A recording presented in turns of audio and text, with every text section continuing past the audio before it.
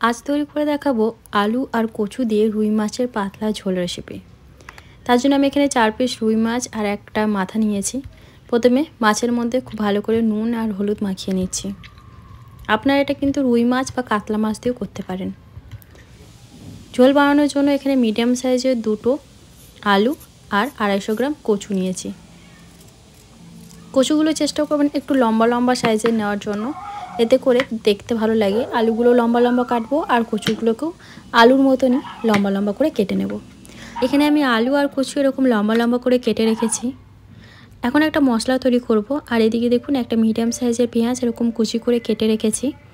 মশলার জন্য মিক্সিং জারের মধ্যে দিচ্ছি কয়েকটা শুকনো লঙ্কা, 1/2 ইঞ্চ আদা, 3 কোয়া রসুন, দিচ্ছি 1/2 টেবিল স্পুন গোটা জিরে আর একটা মিডিয়াম সাইজের টমেটো।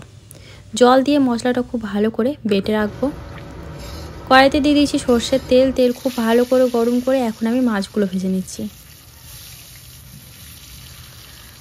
দুটো সাইড মাছটাকে ভালো করে ভেজে নিয়েছি, এখন তুলে নিচ্ছি। মাছগুলো ভেজে তুলে নেওয়ার পর ওই তেলের মধ্যে এখন আমি আলু আর কচু একসাথে ভেজে নেব। নুন হলুদ কিছু দিচ্ছি না, এমনি আলু আর কচুটাকে ভেজে তুলে নেব। দেখুন ভাজা হয়ে গেছে, তুলে নিচ্ছি। কড়াইতে যে তেল আছে তার মধ্যে আরও 1 টেবিল স্পুন তেল অ্যাড করলাম। ফোড়নের জন্য এখন দিচ্ছি গোটা জিরে আর যে পেঁয়াজটা কুচি করে রেখেছিলাম সেটা। এখন পেঁয়াজটাকে লাল করে ভেজে নিচ্ছি। দেখুন পেঁয়াজটা ভাজা হয়ে গেছে। প্রথমে যে মশলাটা রেডি করে রেখেছিলাম সেই মশলাটা এখন দিয়ে দিচ্ছি। এর মধ্যে এখন আমি দিয়ে দেবো পরিমাণ মতো লবণ, অল্প পরিমাণে হলুদ গুঁড়ো। আর এখন মশলাটাকে খুব ভালো করে কষিয়ে নেবো। 4-5 মিনিট টাইম নিয়ে মিডিয়াম ফ্লেমে খুব ভালো করে আমি কষিয়ে নিচ্ছি। দেখুন মশলাটা যখন এরকম একদম ড্রাই হয়ে যাবে তখন এর মধ্যে মশলার বাটি ধুয়ে অল্প অল্প জল এভাবে অ্যাড করে করে খুব ভালো করে মশলাটাকে আমি কষিয়ে নিচ্ছি।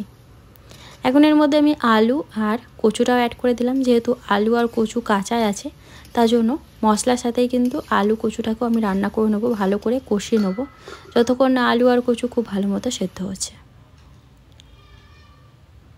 তো এভাবে অল্প অল্প গরম জল দিয়ে খুব ভালো করে আমি আলু আর কচু দেখুন কষিয়ে নিয়েছি। দেখতেই পেলেন আলু আর কচু কিন্তু সেদ্ধ হয়ে গেছে। এখন এর মধ্যে দিয়ে দিলাম পরিমাণ মতো জল। যেহেতু পাতলা ঝোল করব তাই জলের পরিমাণটা আমি অনেকটাই দিয়েছি। যেহেতু গরম জল দিয়েছি সাথে সাথে কিন্তু ঝোলটা ফুটে উঠেছে। এখন এর মধ্যে দিয়ে দিচ্ছি ভেজে রাখা মাছগুলো।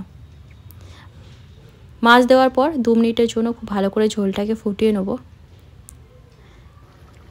সব শেষে এর মধ্যে দিয়ে দেবো অল্প পরিমাণে গরম মশলা গুঁড়ো। খুব ভালো করে নেড়েচেড়ে নিলেই আলু কচু দিয়ে রুই মাছের ঝোল আমাদের একদম রেডি। ভিডিওটা ভালো লাগলে অবশ্যই লাইক করে পাশে থাকবেন।